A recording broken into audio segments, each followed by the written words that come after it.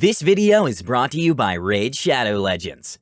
It's like D&D, but without paper, pens, planning, or having to look other people in the eye as you play your female tabaxi bard.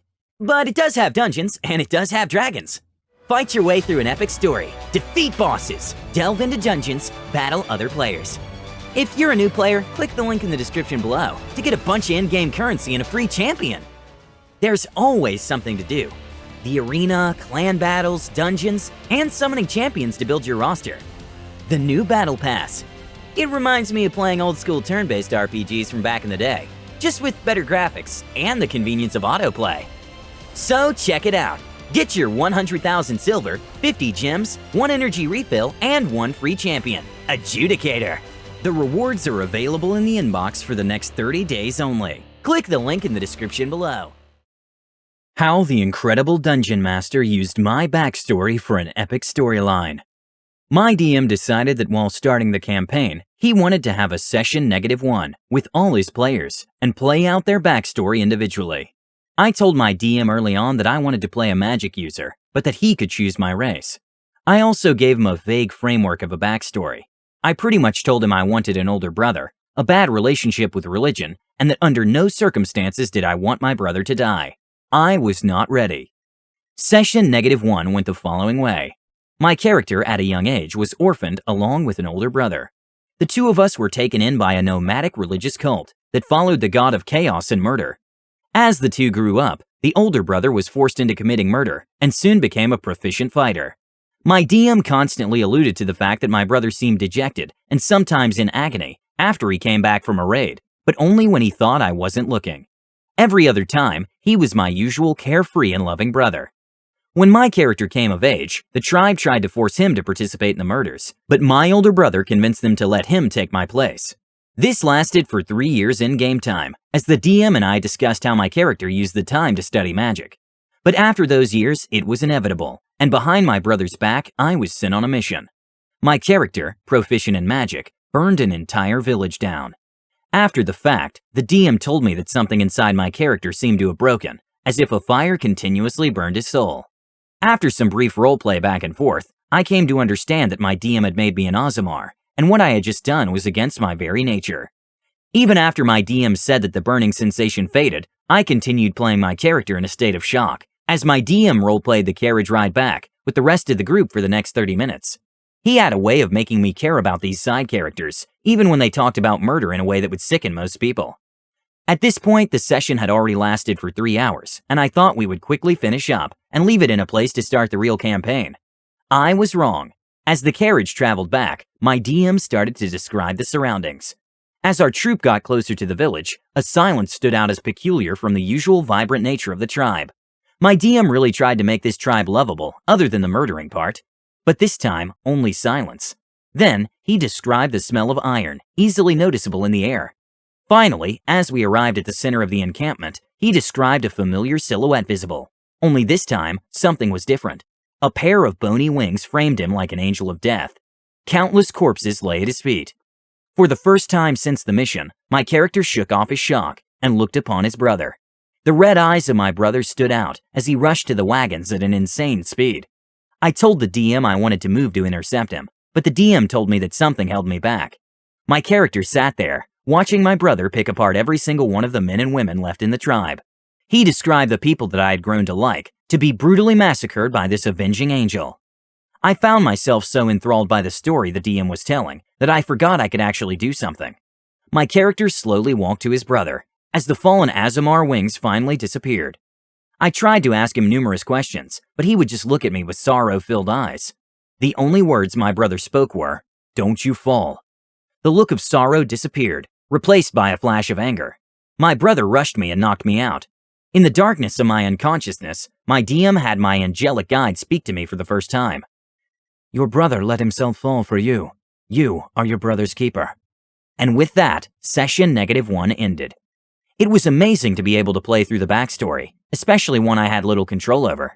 It not only gave me a reason to be adventuring when we started the campaign, but also made me connect more with my character. Little did I know that my DM had already planned my entire character arc the minute I told him, under no circumstance did I want my brother to die. We started the campaign, and as with most homebrew campaigns, it was a blast to be able to get to know everyone's characters and slowly but surely learn of their backstories. We started the main story of the campaign 15 years after my backstory had left off, and in those 15 years, my character sought to gain more power magically to be able to somehow change his brother's fate. After a year playing the campaign, we were level 12. But real life has its own demands. I had gotten a job that required me to work during our normal session time for about 6 months. My DM masterfully used a relationship with an NPC character that had slowly formed throughout the campaign. The NPC was a young cleric in the Church of the Deity of Redemption. During the campaign, my character and said cleric grew more and more fond of each other, but I always played it that my character refused to love as long as his brother was suffering. However, since I would be leaving for 6 months, the last 3 sessions were set up to validate my character's absence. After dying and being revived by the cleric, I accept the feelings that I had refused before and married the cleric. We settled down in the town that was pretty much the city of our goddess. During the 6 months, the campaign continued, and during that time, my group of adventurers, sans my character, who had settled down, started to uncover a plot from a group of evil gods that had convinced cults to systematically attack the followers of every other religion. However, stories started to reach the group's ears that a single man had continuously exterminated both cults and religious groups. The few religious ones in the group started getting messages from their gods that this man had to be dealt with. If left alone, he would eradicate all religions. In the background, I got updates from time to time how my character and his new wife were madly in love, and that I slowly started following the goddess of redemption. He also alluded to a plot hatched by the evil gods. But a few short months later, he told me that those evil gods had been dealt with and their plot ruined.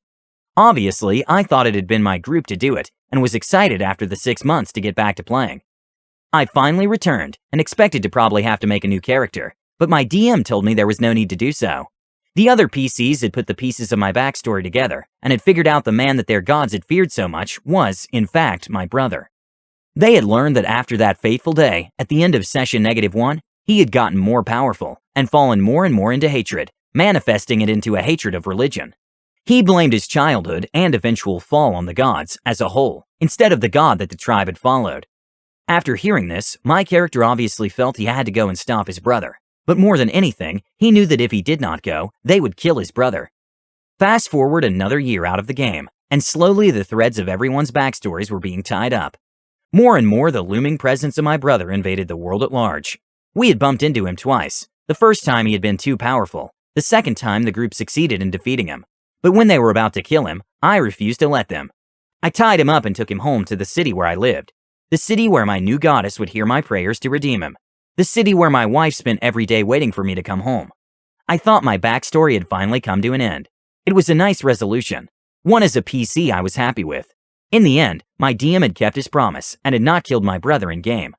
My brother was beyond recognition. It was evident that his psychosis had broken at one point, but he was still my brother, and I would not let him die. In a conversation with the group, I admitted that I blamed myself for what he had become. He had always sacrificed for me, and now it was my turn to take care of him. At the end of that session, as a PC, I had decided to help the group tie up their loose ends, as thanks for helping me with mine. The last thing that happened was my angelic guide saying one thing: actions have consequences. You are your brother's keeper. At the time, I thought my DM meant it as the last closing note on my character arc. Like every time before, though, I was of course very wrong. From there, the campaign quickly wrapped up the arcs, and the main story were all slowly completed. And at level 20, we were pretty much at a godly power in this world. We were all ready to finish the campaign, as my party decided to return one final time to my home. This is where my DM finally let loose. As we came up to the city, an unsettling silence permeated the outside of the city. As we got closer, he described the heavy scent of iron in the air. At this moment, out of character, my entire being went cold. It had been more than 100 sessions, and he described the scene word for word the exact same way. Of course, the other PCs did not know what was happening, but I did, and when I described how my character unfurled his white wings and raced full speed to the center of the city, the rest of the players were in a daze. They explained how they raced off following me, but by that time I had cast Expeditious Retreat and Haste. I got there well before anyone else, as the bastard described the same familiar silhouette with the same wings. Bodies litter the ground around him. Most of them you recognize as neighbors and friends when you had lived here peacefully with your wife. Fear gripped my throat as I slowly asked where my wife was. He described that at my brother's feet was a beautiful blonde cleric laying in a pool of blood. The next words crippled me to the core. You can see the light that used to emanate from her naturally has been extinguished. Your brother is towering over her still form. You have the power this time. What do you do? I rushed forward. A quick fight ensues, but as a level 20 wizard, the fight was pretty fast. In anger, I described how I mercilessly cast one high-powered spell after another, with every roll rolling at a stupidly high amount of damage. The DM described how my party arrived to see the white wings slowly lose their feathers as revealing bony wings beneath the falling feathers. Stricken by the brutality of the scene they came into, they decided not to interfere. Before this, I played my character as always happy and cheerful. In times of vulnerability, I showed sadness or sorrow, but in and out of character, they had never seen the emotion anger. The fight quickly came to a climax, and the DM played my brother as so far gone that he did not even recognize me. He was insane. He laughed maniacally with every hit he took or delivered. Both of us would die in the next hit, and it was my turn. I decided on Acid Arrow. The initial damage I was pretty sure would not kill him, but the secondary damage would. If it worked out, I would die with my brother. I knew my DM understood my character, and knew that I did not make this decision lightly. He understood the toll this would take on me. He had given me the option to choose his fate. The DM turned off all the music and was silent for a while. Roll a d20.